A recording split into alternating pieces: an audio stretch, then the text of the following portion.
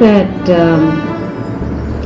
as kids we all ask questions, and I was definitely encouraged to ask questions. The only rule always was that when you ask these questions, they had to come from a place of objectivity, and answers must also be received with objectivity. And I think that's a rule that's really stood by me in all that I've done, in the way I ask, in the way I assimilate information, and in the manner in which I voice my opinions. With respect to the performing arts, I think dialogue is absolutely essential to take our work forward, and that is pretty much what drives me to voice my opinion, and not just my opinion, but to also present perspectives from across the spectrum that may be different from mine as well.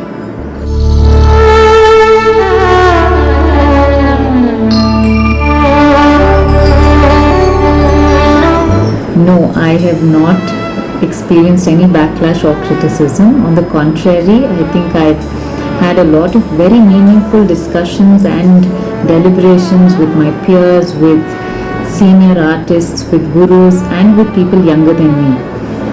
The whole point of being at the receiving end of a backlash or a criticism happens, I think, when you get engaged in insinuating people or pointing fingers at people or organizations, and that is not the intention of my writing. The intention of my writing is really to peel back these superficial layers of arguments and conversations and get really to the root of an issue or a situation that we are discussing. And once you get to that point, solutions and discussions become very objective, and then there is no place for criticism or backlash.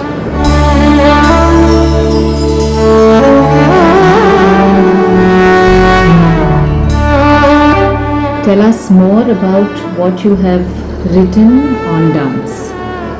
I think my writing on the performing arts probably falls into a few different categories. One, of course, is the technical, based on research that I have done either for my productions or on technical aspects of dance itself. Some are products of my experimental work with creative process.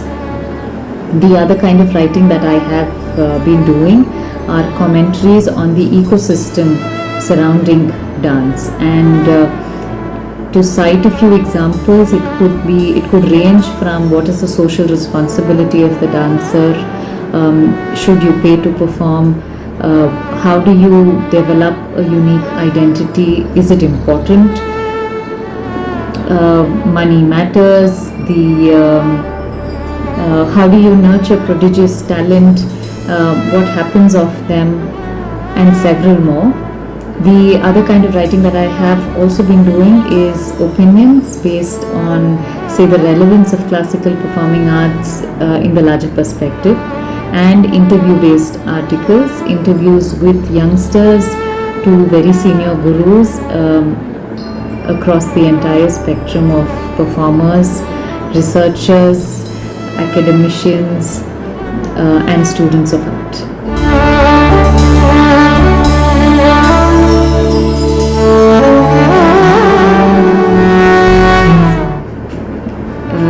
I think performance and writing to me form a beautiful cycle of feeding into each other. When I perform, and during the creative process of putting a performance together, there are a lot of triggers. At the performance itself, what you see around you triggers off a lot of questions, and invariably a lot of these questions find a voice in my writing. When I write, there is a lot of introspection, but more importantly, I think what matters to me is perspectives that are different from mine.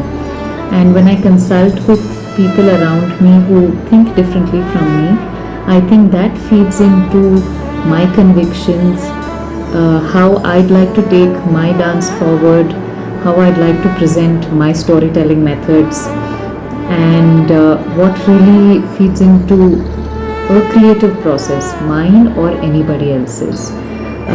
So I think, yeah, it's a beautiful cycle of one leading into the other, and a continuous one at that.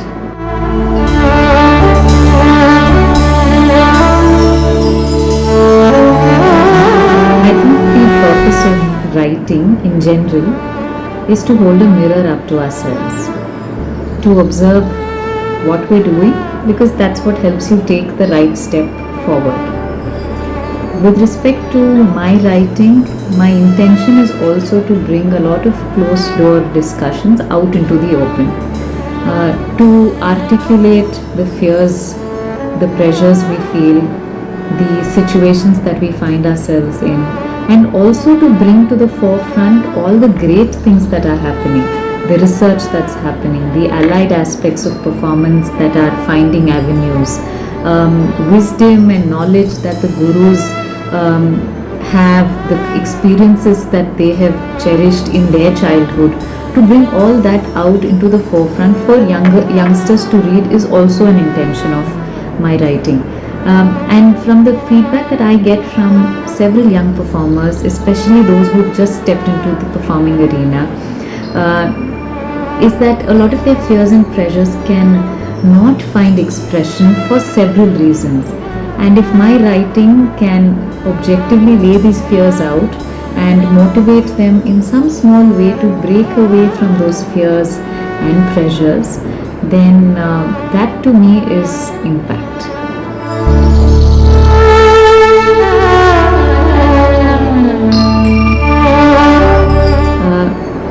Let's all accept that the digital world is here to stay, and just as every other person is buying into it, artists also should buy into it. But how we do it is definitely important for us to carefully judge and take appropriate steps. What is the content that we are posting on social media? Gaining visibility, of course, is, I think, a great aspect of social media. But do we restrict ourselves to just that? Or can we take it beyond gaining visibility and take our content in a manner that we can reach out to different demographics of society? Classical performers especially are always mulling over how do you reach out to people beyond that niche audience, and I think social media can be a great place to do it. What kind of an ecosystem we create in the digital world is also something that we must think about. Are we going to create the same issues that we had in the real world, in the virtual world? We definitely don't want that. So there's a lot to think about what we are doing, how we are doing it, and the intention of why we are doing it. A lot of questions that each performer must answer for themselves.